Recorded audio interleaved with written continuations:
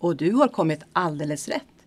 Du är varmt välkommen till dagens frukostseminarium på AFA Försäkring om arbetssjukdomar orsakade av eksem. Och vad är det som ger utslag? Jag heter Maria Skytt och kommer att leda er genom denna första, det är bara 1 timme långt ska ni veta. Alla bilder, alla länkar som kommer att visas och skrifter kommer att läggas ut på vår hemsida. Och ni kommer att få ett mejl när det är klart och hämtas hem. Till höger om mig här på skärmen så ser ni en ruta. Och under hela seminariet har ni möjlighet att ställa frågor. De frågor som du tycker att vi ska lyfta på slutet av seminariet. Så tveka inte, ställ din fråga. Vi har många experter med oss idag. Kanske känner du redan till oss på AFA Försäkring. Men om inte så handhar vi de kollektivavtalade försäkringarna där hela 9 av 10 är försäkrade genom oss och där de 2 största försäkringarna är sjukförsäkring och trygghetsförsäkring. Vi ägs av arbetsmarknadens parter, Svenskt Näringsliv, LO och PTK och våra största uppdragsgivare finns inom kommun och regioner. Vi arbetar även genom ett förebyggande arbete.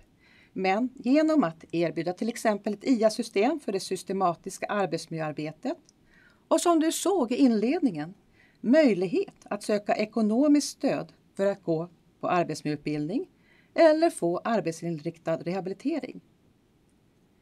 Vi finansierar också forskning inom arbetsmiljö och hälsa med hela 150 miljoner kronor per år.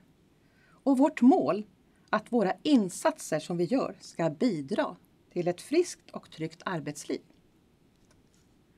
Ett annat sätt att jobba med det förebyggande arbetet är att titta och jobba med vår statistik och att ta fram kunskapsöversikter. Och det är det dagen idag handlar om. Så vi kommer vända oss nu och börja med att upp till Umeå och träffa Bengt Järvholm, senior professor på Umeå universitet. Välkommen Bengt! Tack så mycket. Tackar. Jag hoppas att du har lite skönare och bättre väder än i Stockholm. Här regnar det lite grann och blåser. Hösten är på gång i alla fall. Ja, tyvärr har jag inte mycket bättre att bjuda på här uppe. Vi har ju lyssnare över hela landet idag så det är lite spännande att höra så att vi vet att vi är lite varstans. Du sitter ju med i en arbetsgrupp som sitter och tar fram de här kunskapsöversikterna tillsammans med arbetsmarknadens parter. Där vi ser att vi kommer fram till vad är det som behöver belysas inom arbetsmiljöområdet. Och idag så tas det ju fram väldigt många olika kunskapsöversikter med lite olika teman. Och jag känner att de som lyssnar behöver veta vad är de här kunskapsöversikterna som vi tillsammans gör här från AFA Försäkring tillsammans med er. Vad är målsättningen med dem? En målsättning är ju att de ska kunna läsas, åtminstone huvudbudskapen ska kunna läsas av de som är verksamma i arbetslivet och så att det är inte bara för forskare, en hel del översikter som publiceras i huvudsakligen då i vetenskapliga tidskrifter och kanske på ett språk som inte alltid är så tillgängligt. Sen är det så att de översikter vi jobbar med, de ska handla om till exempel orsaker till sjukdom och där orsakerna står att finna då i olika arbetsmiljöer. Men det kan också handla om till exempel hur människor med olika typer av funktionsnedsättningar, handikapp eller sjukdomar kan klara att arbeta i mer påfrestande miljöer. Till exempel om man är diabetiker, vad gäller då för någonting i arbetslivet. Och sen vill vi ju naturligtvis också peka på vad man kan och vet fungerar för att förebygga att man drabbas av sjukdom eller att sjukdomen förvärras när man jobbar. Ja, du nämnde det med diabetes, den vet jag har varit väldigt populär. Men vem skulle du säga är målgruppen för de här kunskapsöversikterna? Ja, målgrupperna är ju ganska brett, va? Men vi vill ju gärna att delar av dem ska vara helt förståeliga för de som jobbar ute i arbetslivet. Skyddsombud, även de som jobbar på golvet, chefer, företagshälsovård. Även om man då till delar till exempel behöver hjälp, till exempel i en fråga, så är det nog bra att själv förstå lite grann de grundläggande frågeställningarna och metoderna man har att hjälpa. Och ibland är det kanske bra att veta att man kanske inte har så mycket kunskap, och det är ju också en del i en kunskapsöversikt att kunna förstå vad finns det för kunskap och vad fattas det kunskap. Hur många kunskapsöversikter har det tagits fram tills idag? Ett 20-tal har vi tagit fram till idag. Så har vi väl en 5-6 stycken i pipeline så att säga. Men om de som nu lyssnar här lite grann skulle känna, men vad hittar jag de här någonstans? Jag har inte hört talas om att ni gör de här kunskapsöversikterna eller letar efter något specifikt. Ja, dels kan man ju googla om man vet vad det handlar om, så brukar de dyka upp. Det kommer en länk lite längre fram här som talar om det, och i den vi skickar ut det också. Det publiceras, de flesta publiceras i svenska eller åtminstone med en lite fylligare svensk sammanfattning. Och via Göteborgs universitet en skriftserie som heter Arbete och hälsa. Tack Bengt. Nu vet jag att du är en lite ödmjuk person, men jag vill ändå tipsa om en annan kunskapsöversikt som Bengt faktiskt har gjort. Som har hjälpt mig väldigt mycket, som är lite novis i det här med kunskapsöversikterna. Där du har tagit fram en kunskapsöversikt över kunskapsöversikter inom arbetsmiljö. Och varför det är skillnad mellan olika kunskapsöversikter, även fast de tittar på samma tema. Jag tycker att den har varit väldigt värd och lärorikt att ta del av. Men vi tackar dig Bengt så länge, men du kommer tillbaka på slutet. Du kanske har fått några frågor här sen under dagen. Försäkring har ju en unik skadedatabas med hela 15 miljoner ärenden där vi kan titta på sjukdomar, arbetsuppgifter, aktiviteter som har lett till en skada, sektorer, branscher, yrkesgrupper som är förknippade. Och idag har vi en stor person med oss i studion. En av våra väldigt duktiga analytiker, Emil Askestad. Och du har ju djupdyket i den här databasen för att just titta på eksem och hur det ser ut med arbetssjukdomar. Varmt välkomna, vi är jättenyfikna att höra på vad du har att säga. Tack så mycket. Stor person vet jag inte, jag är hyfsat normal kort. Men jag heter i alla fall Emil Askestad och jobbar som statistiker och analytiker här på Försäkring. Och vad är det som ger utslag? Innan vi presenterar resultatet så ska jag berätta vilka det är som omfattas av och ingår i den här översikten. Det är så att de som arbetsskadeförsäkringen, trygghetsförsäkringen vid arbetsskada TFA omfattar samtliga anställda, det vill säga såväl arbete som tjänstemän inom avtalsområdena Svenskt näringsliv, LO, PTK och kooperationen. TFA-KL omfattar samtliga anställda i kommuner, regioner, Svenska kyrkan och Sobona-företag. Sobona är en arbetsgivarorganisation för företag som är verksamma inom kommun- och regionnära verksamheter. Försäkring har också uppdraget att administrera och reglera arbetsskador i enlighet med de statliga pensionsskadeavtalet, PSA. För att Försäkring ska kunna pröva en arbetssjukdom så krävs det att sjukdomen har uppkommit eller försämrats till följd av arbetet eller arbetsförhållandena. Och vad är det för något som krävs för att AFA ska pröva arbetssjukdomen? Det är att besvären har kvarstått i minst 180 dagar. Att den är godkänd av Försäkringskassan. Alternativt är med på ILOs förteckning över arbetssjukdomar. Och där kan man då läsa att hudsjukdomar orsakade av fysiska, kemiska eller biologiska faktorer som ej tagits upp under andra rubriker. Det vill säga hudsjukdomar. Så eksem är med på ILOs förteckning över arbetssjukdomar. I den här rapporten och presentationen redovisas arbetssjukdomar efter visandeår. Det vill säga det år skadan först visar sig. Anmälningsår är det året som skadan anmäls, vilket då kan vara långt efter själva visandeåret. Med eksemsjukdomar menar vi här en diagnos i diagnoskategorin dermatit och eksem, L20 till L30 i IC10, som är det system som används i sjukvården. Dermatit är en medicinsk benämning på inflammation i huden, och i rapporten och presentationen använder vi benämning eksemsjukdomar. I andra rapporter från Försäkring benämns detta som hudens sjukdomar. För den här perioden 2011 till 2020 är det totalt 361 med en eksemsjukdom.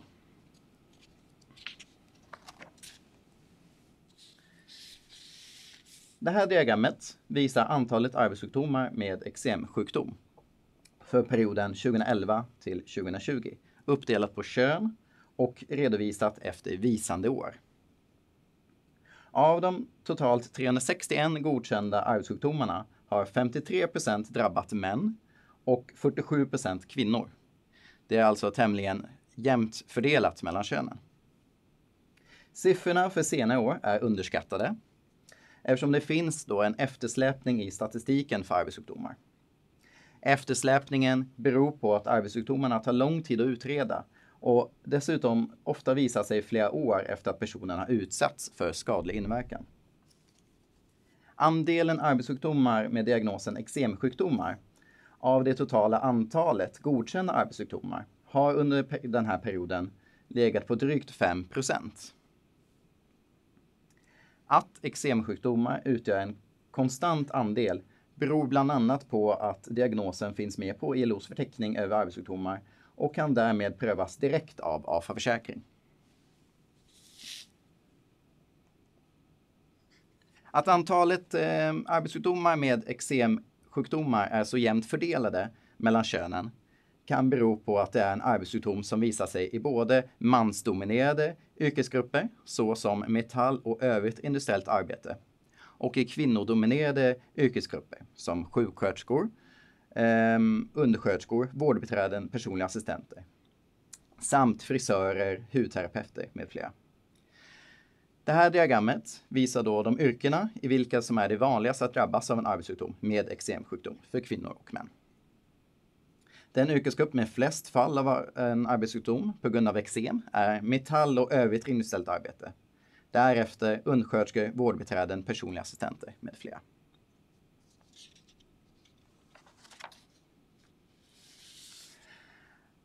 Att arbetssjukdomar med eksemsjukdomar är vanligt förekommande inom metall och övrigt industriellt arbete förklaras av att det är en yrkesgrupp med många sysselsatta. Och att man i metall och övrigt industriellt arbete ofta arbetar med eksemframkallande kemikalier. Såsom bearbetningsvätskor, som är kylvätska och skärvätska. Men även ohärdat epoxin och spillolja. Bearbetningsvätskor är starka kyl- och smörjvätskor som ofta används för att bearbeta metaller. Ohärdat epoxin är en kemikalieblandning som används till exempel vid beläggningsarbete, i lim eller i färger och andra kompositer. Spillolja är ett samlingsnamn för diverse oljor som används i verkstäder och fabriker. Såsom smörjande oljor, motoroljor, bromsolja. Men som har kontaminerats på huden som i sin tur ger eksem. Man kan även få eksem om man lider av kontaktallergi. Och då är det främst vid allergi mot metaller som man arbetat med, som exempelvis nickel och krom. Det förekommer också att man kan få allergiska reaktioner av den skyddsutrustning som ska skydda mot kemikalieexponeringen. Att den sitter fel eller att man får allergiska reaktioner mot själva skyddsutrustningen. För då yrkesgruppen sjuksköterskor, barnmorskor samt undersköterskor, vårdbiträden, personliga assistenter, det vill säga vårdyrken, så orsakas majoriteten av arbetssjukdomarna med eksemsjukdom av deras skyddsutrustning. Då är det främst materialet, skyddshandskar, att de är tillverkade av och att det är handskarna som är parfymerade som framkallar en allergisk reaktion. Vilken i sin tur leder till eksemsjukdomar. Händerna kan även bli uttorkade av pudret i skyddshandskarna, vilket också kan orsaka eksemsjukdomar. Man kan även få eksemsjukdom om man inte byter skyddshandskarna, utan låter svett och vatten slippa igenom skyddshandskarna, som i sin tur samlas i form av konstant väta mellan huden och skyddshandskarna. Ett alternativ till skyddshandskar är att istället använda handsprit eller tvål och vatten. Men även detta kan ge eksemsjukdomar om man har allergi mot handspriten eller parfymen i handspriten som torkar ut händerna och i sin tur orsakar hudirritation eller att man tvättar händerna för ofta med tvål och vatten.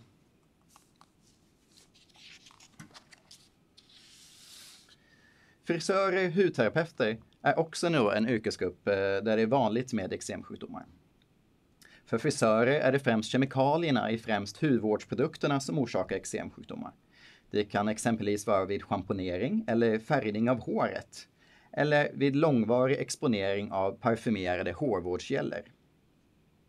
Också frisörer kan få eksemsjukdomar av materialet i skyddshandskarna.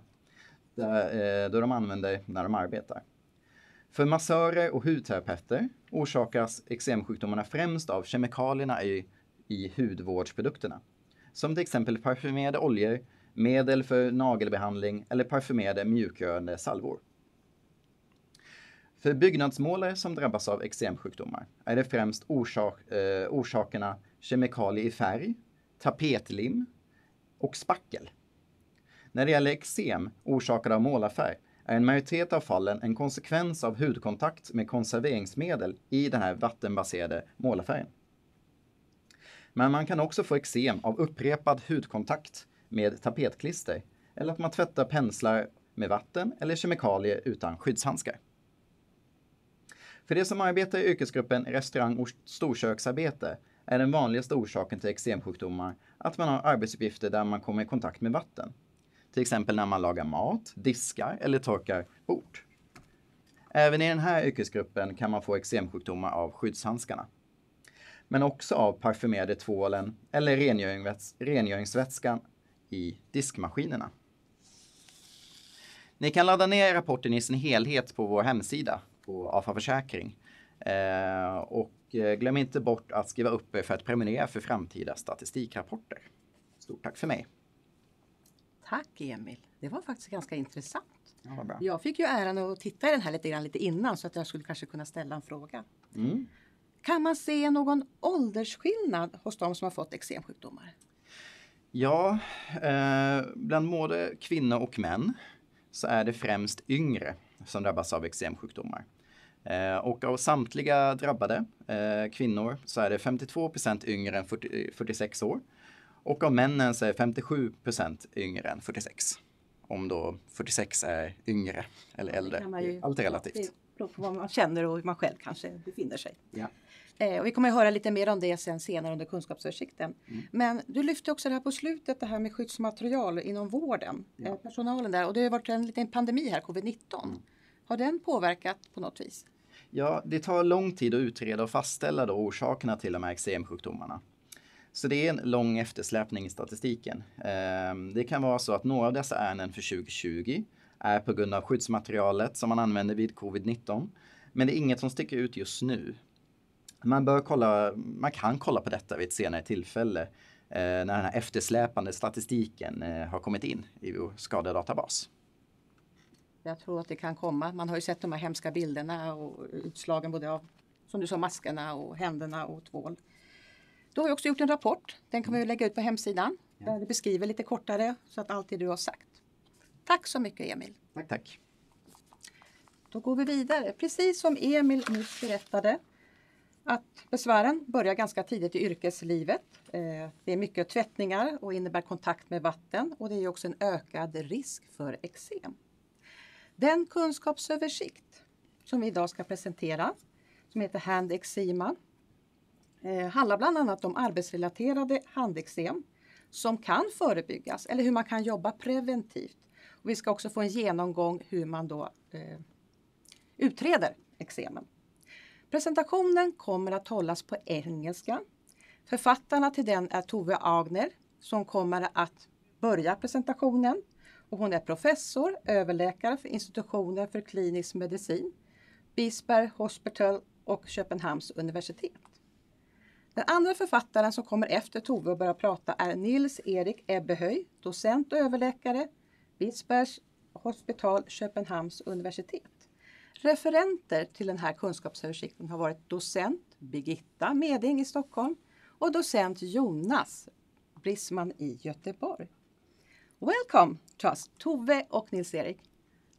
It's your turn to tell us something about the very interesting program.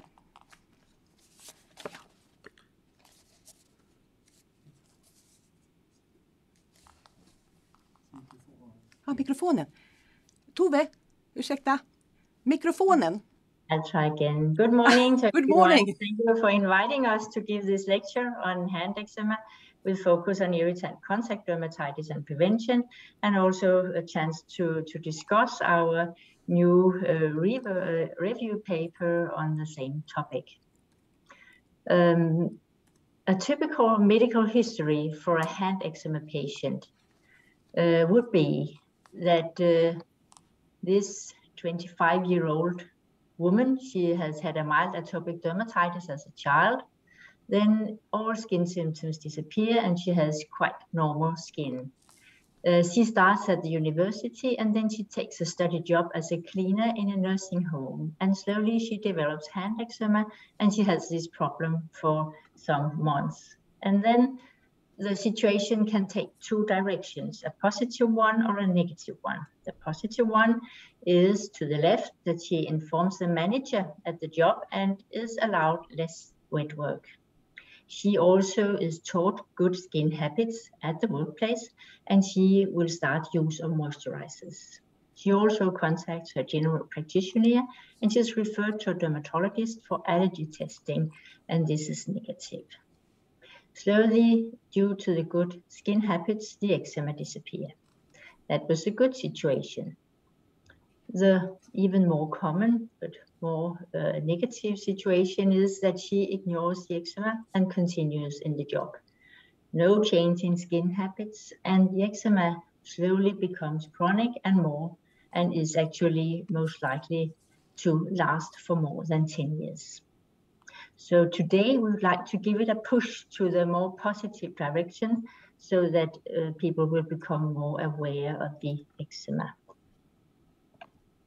Okay, have I changed the, can you see the next slide now? Yes. Fine. Imagine a day with hand eczema. I think that most of you are not so familiar with hand eczema, so I will ask you to first take a look at the photos at the bottom, and then afterwards maybe close your eyes and imagine that you had hand eczema. Imagine that you wake up in the morning after a night where you haven't slept that well because of a lot of itching on your hands. And then you are trying to get dressed, but it's actually very painful to touch the clothes, to put the clothes on. Then you go to the kitchen and would like to serve breakfast for the family. And then you have to wash your hands first, and that is very painful. Also, even after hand washing, your hands, having a hand eczema, will have a lot of bacteria on the hands. So this is not so nice to serve breakfast, to prepare lunch packets, or to later on prepare the dinner if you have these hands. Also, it's difficult to do your work properly. You may have very different tasks, whatever you're doing at your job, but it's always a little more complicated when you have a hand eczema. And when you come home in the evening, giving your baby a bath, holding hands and all things will become more complicated. So this is the situation, and it is important to remember that although hand eczema is not a disease that you die from, but rather a disease that you die with because it's very chronic, then it has a very negative impact on many situations. It has a significantly negative impact on health-related quality of life. There's not much attention from the media on hand eczema. It's not what we call in Denmark a very sexy disease. It's not discussed very much, and people are maybe a little bit embarrassed about having hand eczema. It may also lead to job change, and it's very expensive for the society. So now, having set the stage for hand eczema, I would like to go through the 10 most frequently asked questions about hand eczema. What is it actually? Do we have a definition? Hand eczema is eczema localized to the hands or wrists, and it's not a part of a generalized eczema. It is, you can see redness on the skin, you can see small vesicles and infiltration and scaling, and also fissures, which means small cracks in the skin, and these fissures are actually very painful. You can also see thickening of the skin, which we call hyperkeratosis. All people can be affected by a hand eczema, but there are some people more at risk. Women are generally more at risk. Each time I see 3 patients with hand eczema, there will be 1 man and 2 women. Young age is also important. This is a disease that affects young people. We are not talking about elderly people who will be leaving the labor market in a minute. We are talking about young people, and about 1/3 of all cases of hand eczema seems to appear already before the age of 20 years. And that is Birgitta Meding from Sweden who have reported these data. Also, if you have a previous or a current atopic dermatitis, also called childhood eczema, then you are at an increased risk for development of hand eczema.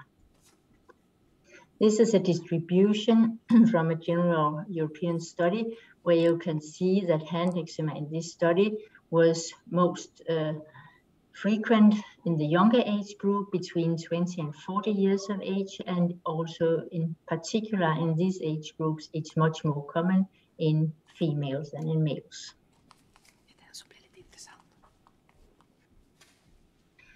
So it can have an acute form and a chronic form. And today, of course, where we are going to discuss occupational hand eczema, we're interested in the chronic form. And this is defined as lasting for more than 3 months or relapsing twice or more often per year. So this is a chronic eczema.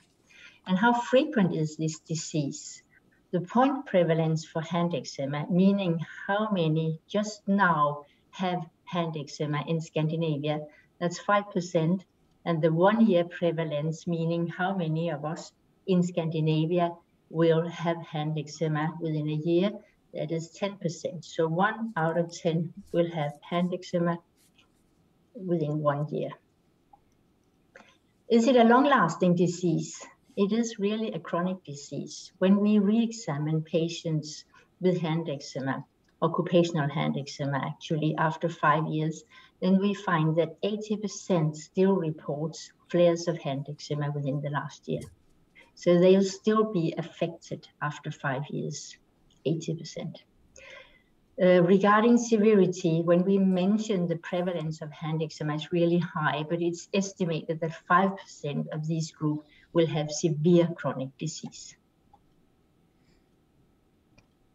And what causes actually hand eczema? As for many other diseases, there are genetic factors and there's also factors from the environment. And the genetic factors are, as already mentioned, atopic dermatitis, but also other genetic and yet unidentified factors will influence the prevalence of hand eczema.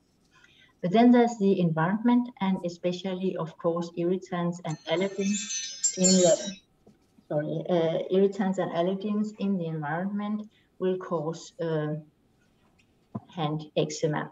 And from twin studies, we've been able to calculate how much the weight is for genetic factors as compared to environmental factors. And you can see here that we have 59% of the disease explained by exposures from the environment. And what does that tell us? It tells us that this disease, when almost 60% of the disease is caused by the environment, we should be able to prevent this disease for a large group of people.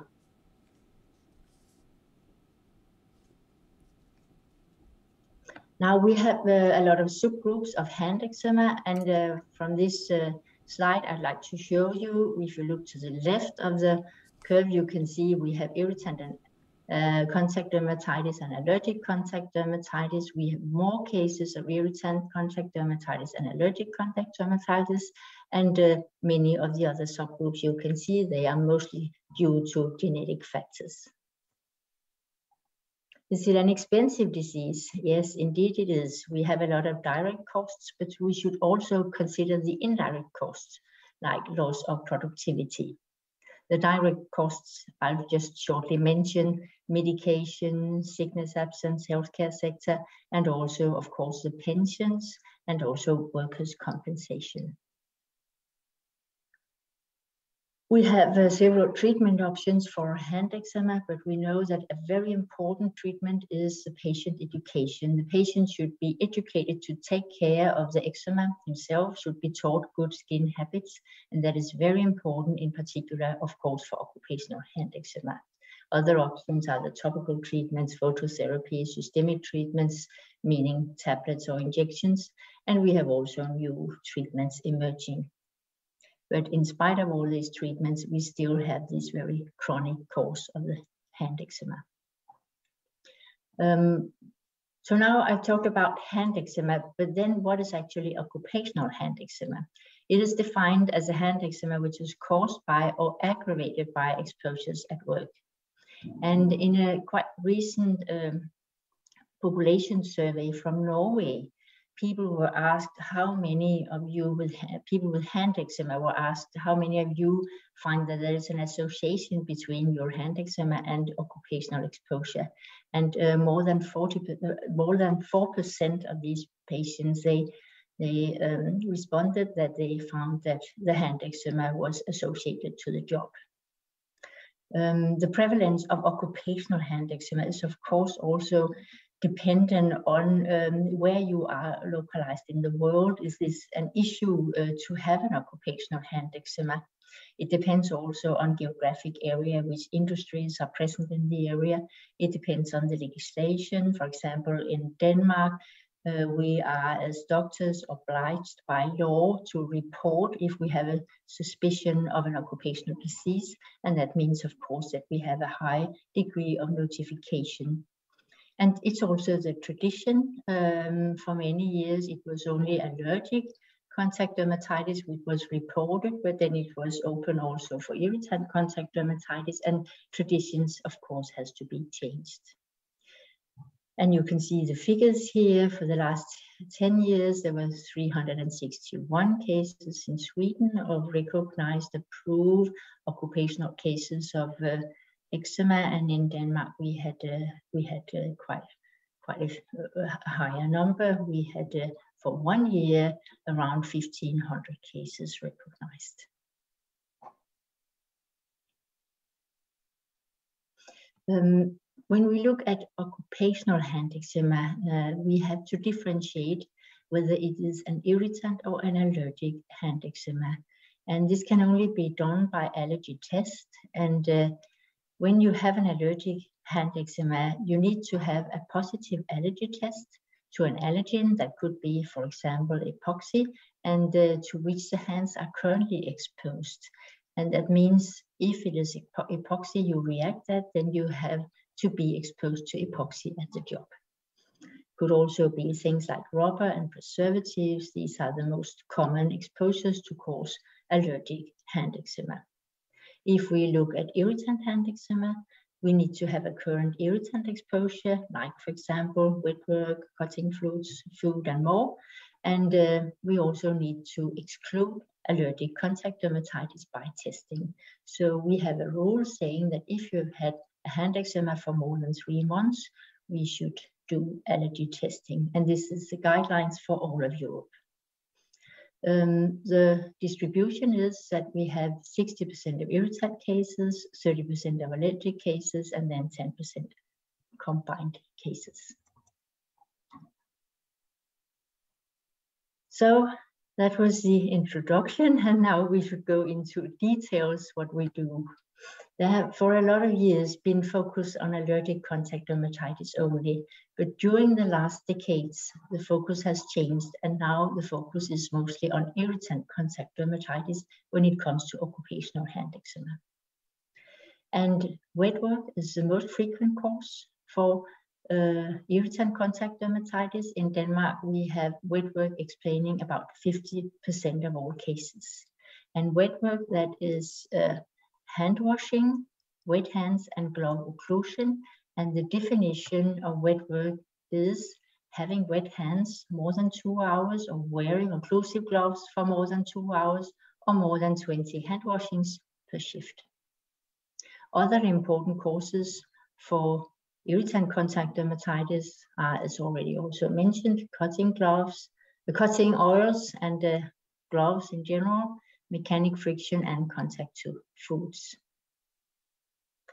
And now I will leave to my colleague Niels for going on with prevention. I should just mention shortly that risk factors for development of irritant contact dermatitis, of course, is exposures, but then there are also some minor risk factors. One of them was, as already mentioned, previous or current atopic dermatitis, but also weather conditions. We have in Scandinavia very dry weather during the winter season, and that could cause also or aggravate the eczema.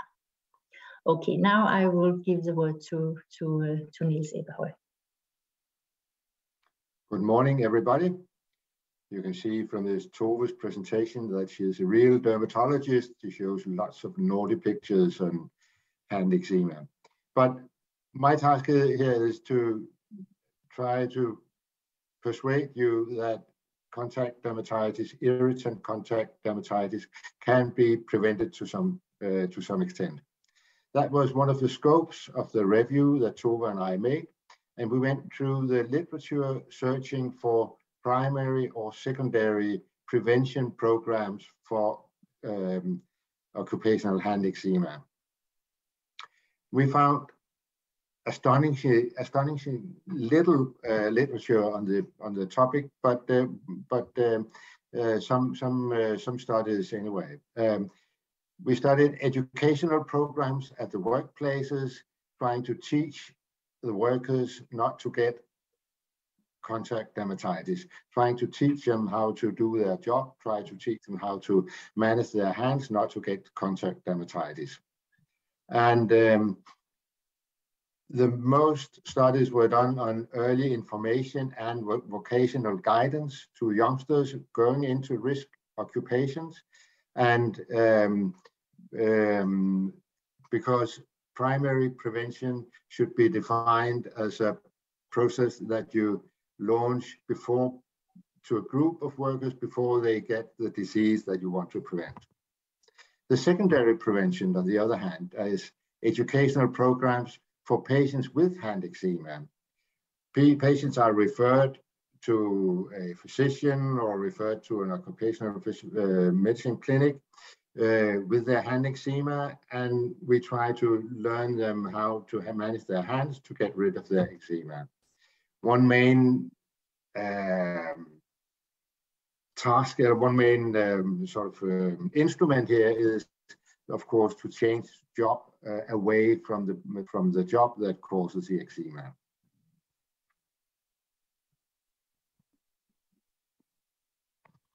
Primary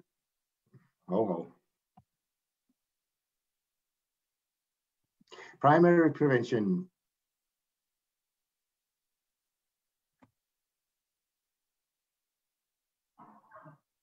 Primary prevention is directed at healthy workers in a risk job. You try to, you take the apprentices, they are not fully trained as bakers and hairdressers yet, but during their education as a baker, we try to teach them how to manage their hands. We try to, we make educational programs, make it a part of their vocational education.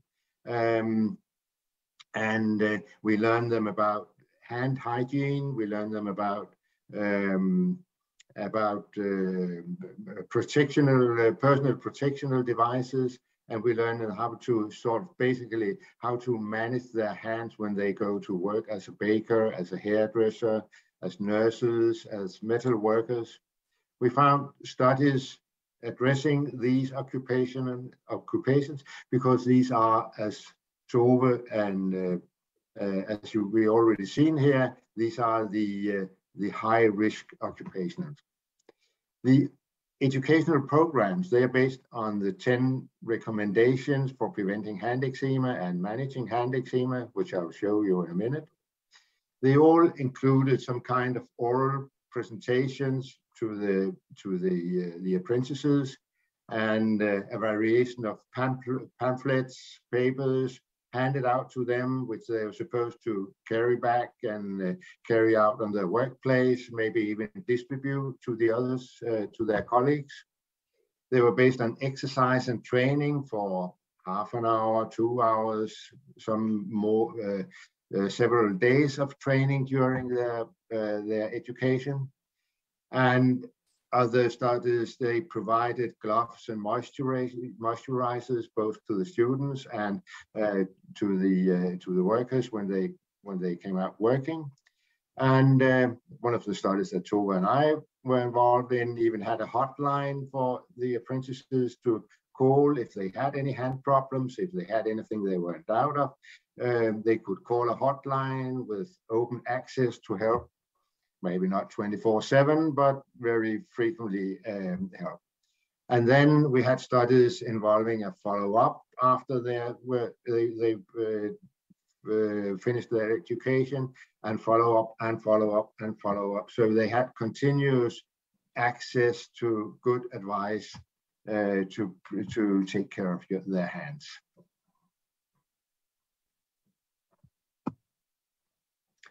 The 10 good advice to take care of your hands, which you can use in your leisure during leisure time, and you can use them during working hours, are to use protective gloves when you're doing wet work tasks, when you're cleaning, when you're dishwashing. If you have any problems with your hands, and if you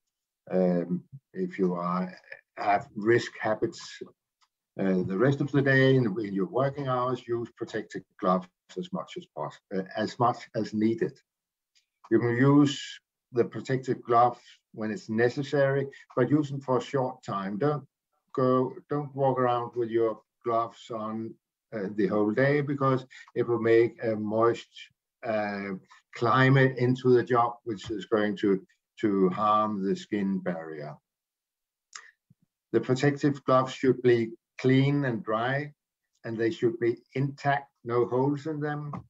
When you have finished using, don't turn them around and take them on again, because if you have an allergen on the outside, you will take it to the inside.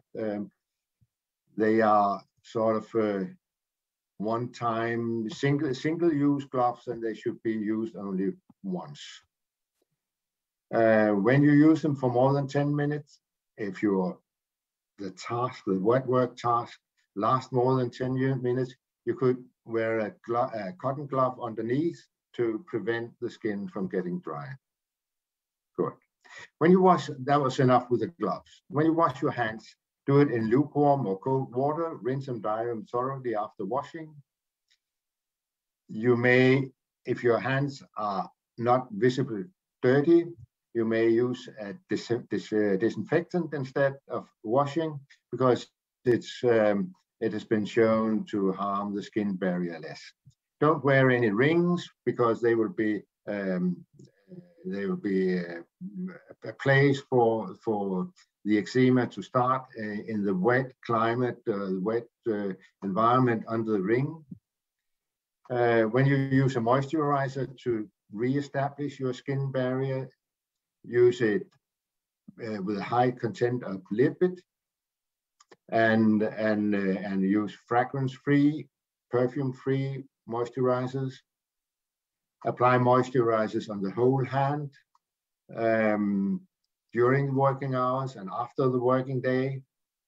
Use a moisturizer as fat as possible, but you should still be able to do your work, to do your job afterwards, not going around with sticky hands. And then do remember that you also have wet work tasks to do at home, and continue your good skin habits when you come home.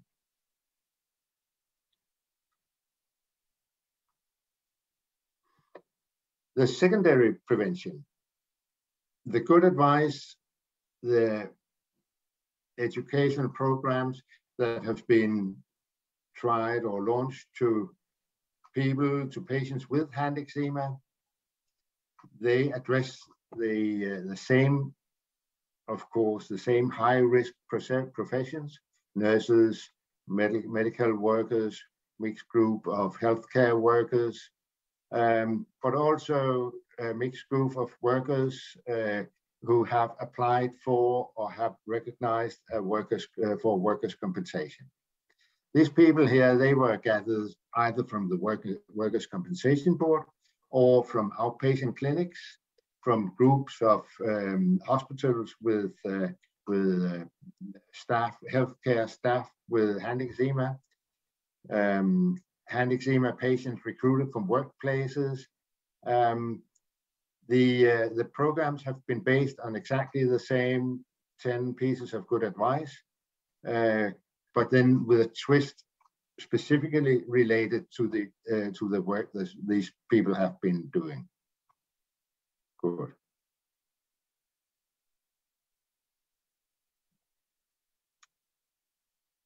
Just for a few examples on the studies that we have been reviewing, you can see here the effectiveness of integrated care for patients with handeksem, result of a randomized controlled trials, 200 patients, moderate severity, follow-up for 6 months. Below, follow-up for 6 months. At the right, follow-up for 5 months. The last study here, skin care education and individual counseling, they monitored also handeksem severity, and they also monitored health-related quality of life. And that is a twist that I'll come back to. But these studies, they have a relative short follow-up period for only half a year. You learn from Tove that these patients are going to suffer for their handeksem for 10 years, and it may be good to have an intervention that helps them for 6 months, but the last 9.5 years, they are left to themselves if you don't provide sufficient follow-up. Good.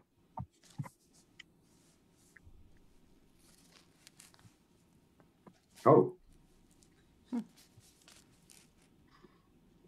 The improvement that was seen in these 3 studies, just for examples, as examples.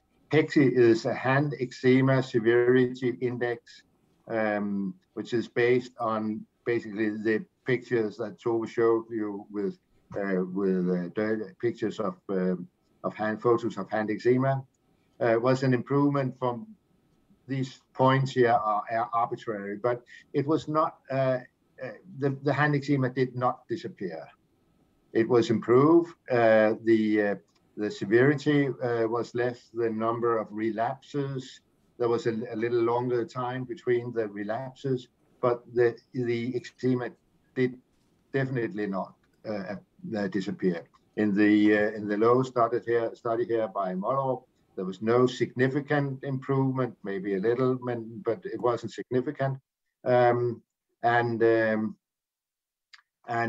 These educational programs, these here were all done on patients with sort of existing handeksem, and apparently this is too late to set up your intervention. An intervention which teach apprentices from the very beginning of their working career how to manage their hands seems to be far better if it's follow-up.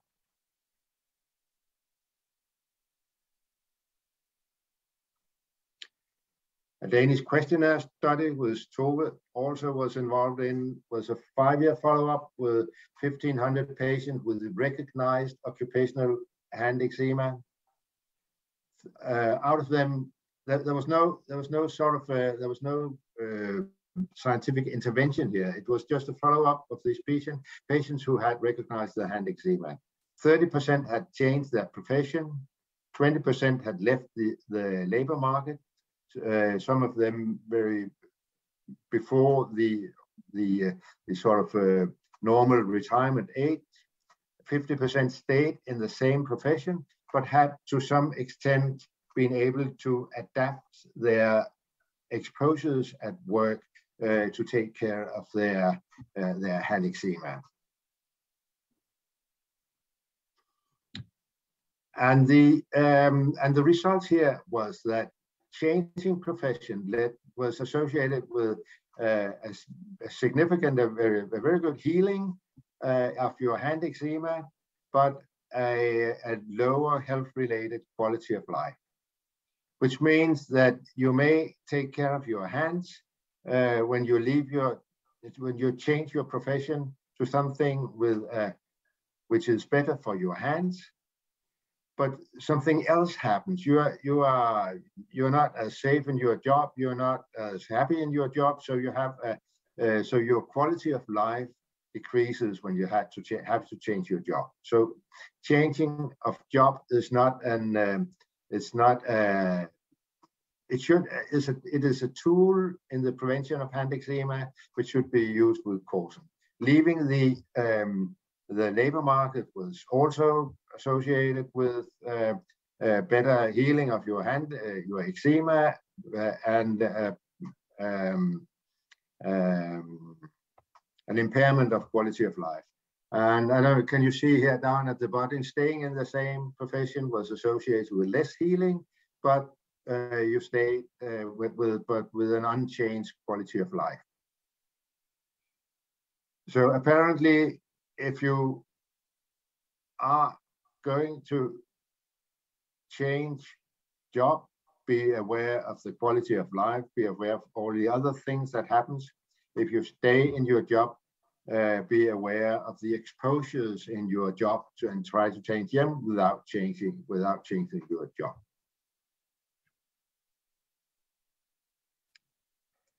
The conclusion is that we have educational programs. We have tried them on both large groups of workers and apprentices without hand eczema.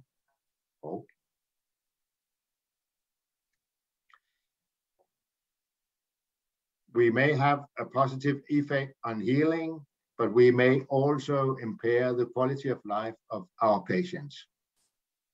And Tove showed us that hand eczema is associated with so many impairments of your life. So it's better for you to have it's good for you to have a better health status on your hands, but you should be aware of of what else you do to your patients.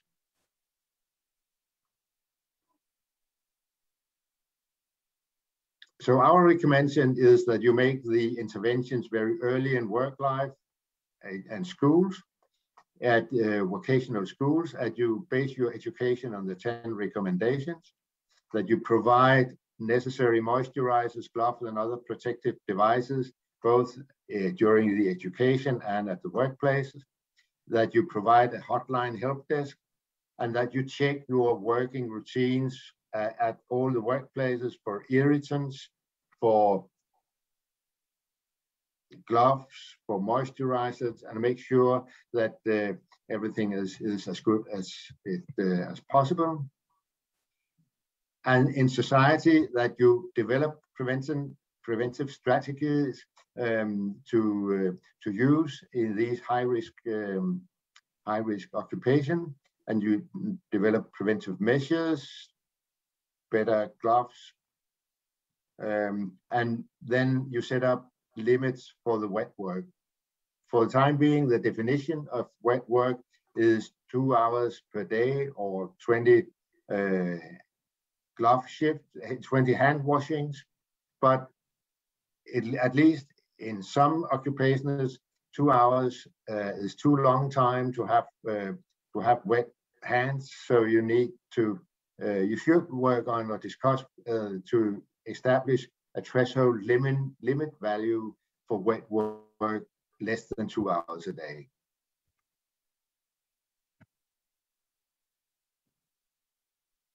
And that was our message today. And I guess Tove and I are willing to answer any questions you may have. Tack. Ett stort tack till er båda, Tove och Nils, för en väldigt intressant och en väldigt tankeväckande rapport, måste jag säga. Jag hade ingen aning om att 60% berodde på miljön. Och lite tråkigt att höra att det är så många som lämnar arbetslivet eller måste byta jobb. Så att jag hoppas att vi alla har fått en annan förståelse och en ökad förståelse för hur eksem och hur många som kan vara drabbade. Och eftersom jag då jobbar på forskningsavdelning så tänker jag ställa den första frågan. Vad ser ni för kunskapsluckor som behövs beforskas mer i det här området? Finns det kunskapsluckor? Eller vad skulle ni vilja att vi får in för ansökningar till exempel? The lack of research in this area. The lack of research is definitely related to prevention. We should have some. We should develop new preventive strategies, but we should also be better at making preventive studies. And in this way, we can have solid arguments that we should have patient education. Many of the studies, and there are not that many studies, but they are not very well controlled or very well performed actually regarding prevention. And I think it's important when you set up preventive measures that you, or preventive recommendations for a whole society or for a whole industries, then you should be really 100% sure that it is related to a positive outcome. We should be sure that it actually works, and we need a little more evidence for that. We are not in doubt that it really works, but we need more solid evidence. So I think there is a lack of good research there. Thank you. I have a question from the audience. Do you advise young people with eczema not to take certain jobs? Pardon? Oh, sorry. Do you advise young people with eczema not to take certain jobs? I think that's yeah. I'll take that. The issue of vocational guidance is not very well elucidated in the literature. It's not very well described in the literature. You learn from Tove that existing hand eczema, atopic dermatitis as child is a risk factor, but for developing hand eczema. But how much do you help young people by telling them, giving them advice not to enter a high-risk job? That's basically unknown, because they may get their hand eczema for private reasons anyway. So my recommendation to my own children or grandchildren, are they going to be, would be that I teach them how to take care of their hands, and I show them the risks of different tasks. We have developed a sort of traffic light distinguishing of high risk. They are red jobs, where the risk of the exposure that may cause the eczema is basically unable to avoid. We have some yellow risk jobs where the exposure is widely distributed, but you may be able to avoid it. And then we have green jobs, which is very many office jobs and academic jobs, where it's easy to avoid the eczema causing factors. But basically, and from long life as occupational physician, we tell our patients that the higher up of the level, the higher educational level, the higher in the hierarchy, the better you can adapt your working tasks to your health situation. Yeah, I totally agree with Niels. We don't disrecommend anything, or we just inform about the risks, and then the decision, of course, is with the person herself. Då vänder jag mig samtidigt till Bengt lite grann och hör lite grann. Kan man idag, finns det något ställe där man kan hämta information i den här primärpreventionen? Att om jag går i skolan, vad ska jag välja? Jag har haft eksem. Finns det något bra ställe? Det finns en hemsida på svenska som heter jobbafrisk.se som man kan titta på. Så man kan få lite mer. Där ska vi se. Och nu ser jag att jag hade nog flera frågor till här, men jag ser att klockan börjar närma sig sitt slut. Och jag hoppas ni alla har tagit del och fått lite nya idéer, tankar. Och som sagt, vi kommer att lägga ut allt material, filmen och länkarna sen på vår hemsida. Ett stort tack till alla medverkande, Tove, Nils, Bengt och Emil. Tack, ha en fortsatt bra dag!